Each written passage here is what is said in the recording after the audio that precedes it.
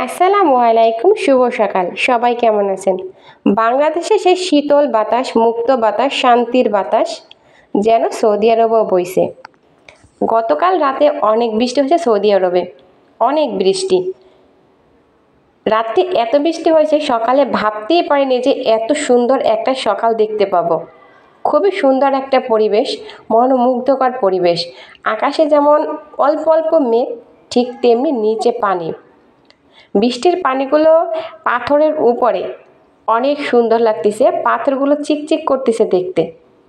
এবারে আসি বাংলাদেশ নিয়ে কিছু কথা।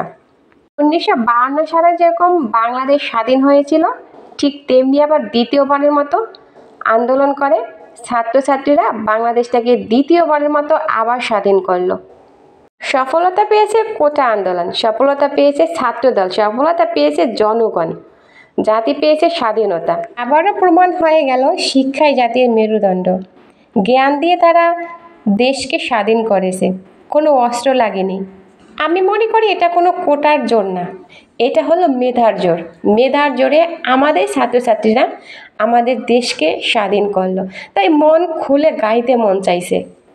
আমার সোনার বাংলা, আমি তোমায় ভালোবাসি। আমরা আবারও একটা দুর্নীতিমুক্ত দেশ পাবো ইনশাআল্লাহ।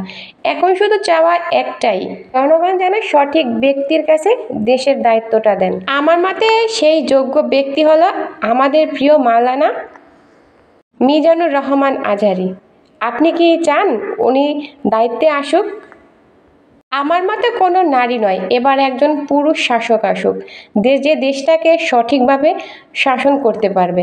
ইসলামিক শাসক আসুক, যে ইসলামের ন্যায় দেশটাকে শাসন করতে পারবে, যে কোনো শোষণ করবে না, শাসন ইসলামের দৃষ্টিতে, ইসলামের চোখে দেখে দেশটাকে শাসন করে দেবে।